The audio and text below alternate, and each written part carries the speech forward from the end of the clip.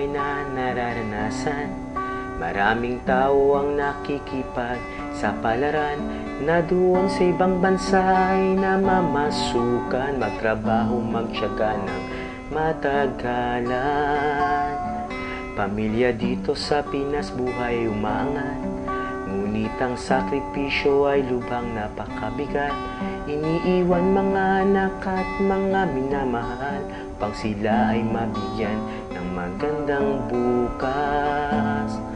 Ngunit ang kapalit ay dusa at hirap sa kalooban ng asawa at mga anak. Paglaki di man lang namamasdan, di man lang nabantayan at napayuhan. Pang-ibang bayan ay iyong pag-isipan, kung solusyon ba ito o kahangalan, pamilya ba o mga kayamanan ang iyong pagpalagahan.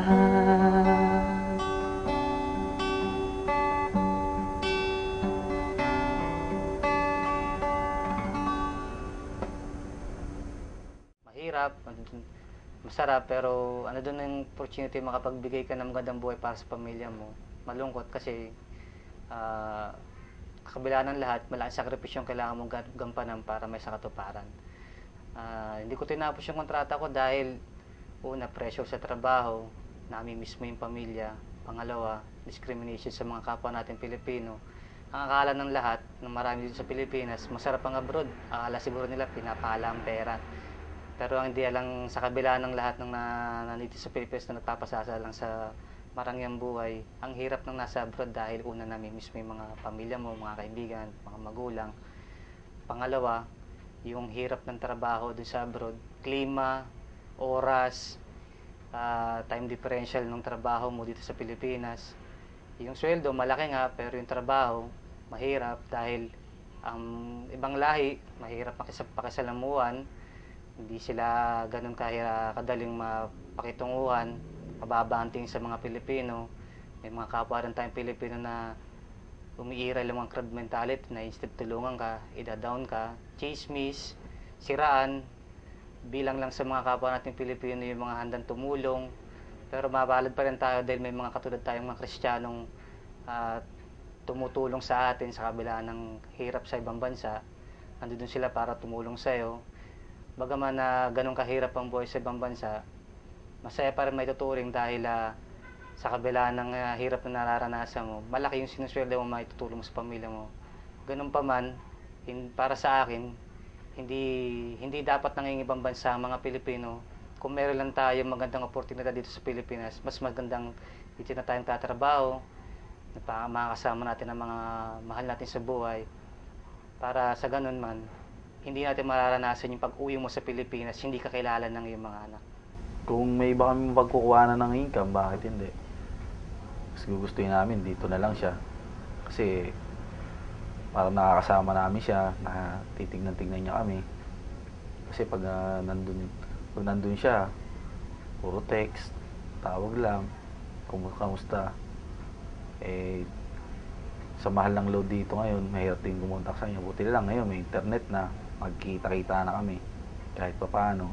Pero iba pa rin pagkasama mo siya sa bahay. Iba pa rin yung nandun siya, yung presence niya nandun. Nagkakakilala kayo. Kasi minsan, pag umuwi siya, minsan nagagalit siya sa akin kasi hindi niya ako ganun kilala. Hindi niya alam kung ano yung ugali ko. Kasi tuwi naman siya rito, ilang araw lang, linggo lang, tapos babalik na siya ulit. Hindi niya kami lubos na nakilalang magkakapatid. Kasi nga, lagi siyang, mas marami yung panahon na in-stay niya doon kaysa dito sa pamilya niya. Pero wala kaming magagawa kasi kailangan. Nasa sinapupunan pa lang ako ng nanay ko, si tatay nag-abroad na. Hanggang sa pinanganak ako, nandun pa rin siya. Sumuwi lang siya rito, mga ilang buwan lang. Tapos pumalik na ulit siya ron. Hanggang sa nagbinata ako, doon pa rin siya. Tapos, nasa si nanay nagkasakit, doon pa rin siya. Wala man lang nag-aalaga sa amin dahil yung mga ibang kamag-anak naman namin nasa malalayong lugar. Gusto ko rin sanang maranasan yung nasa piling ako ng tatay ko. Yung bang sinasabi nila na may de pamilya kayo. Kaso, kailangan. Kaya, nagtagal, kailangan niya magtrabaho ron. Kaya kami na lang magkakapatid ng tutulungan. Minsan, namatay si nanay. Yun, awa ng Diyos, nakauwi naman siya. Ayaw niya na nga sanang bumalik. Kaso, kailangan.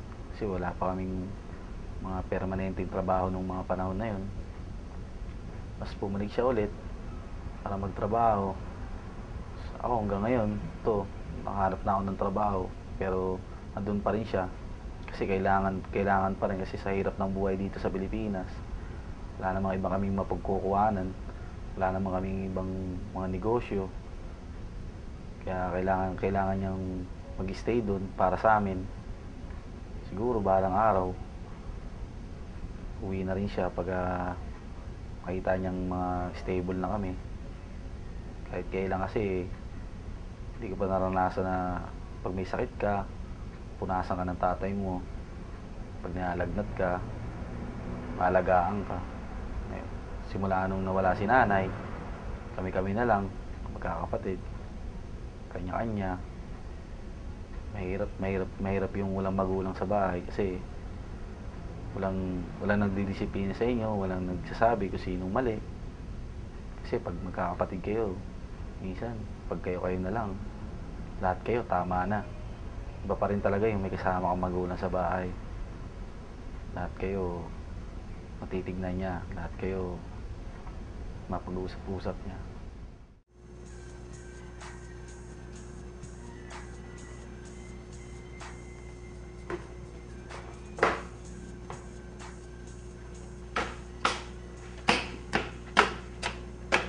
Okay, excuse me. Do you think she's happy? Her? Yeah. I don't know. Why shouldn't she be? She has a new laptop. I would be happy if I had a new laptop. Yeah, but she has no parents. What do you mean? Her parents are OFWs. She grew up with her yaya. Really? You didn't know? I had no idea. Must be tough. I'm sure. I mean, if I were in her shoes, I would so feel that. I mean, not having your family around, like every birthday, every Christmas, just having to grow up with somebody you're not even related to. But it's not for us to say, you know. Maybe some of these families are forced to go to another country so they could earn a better living and, alleviate their family's position right now. So, Well, if it was up to you, would you rather have everything materially and not have your parents over there, or have your parents over there but actually go hungry? well, it's not really a matter of having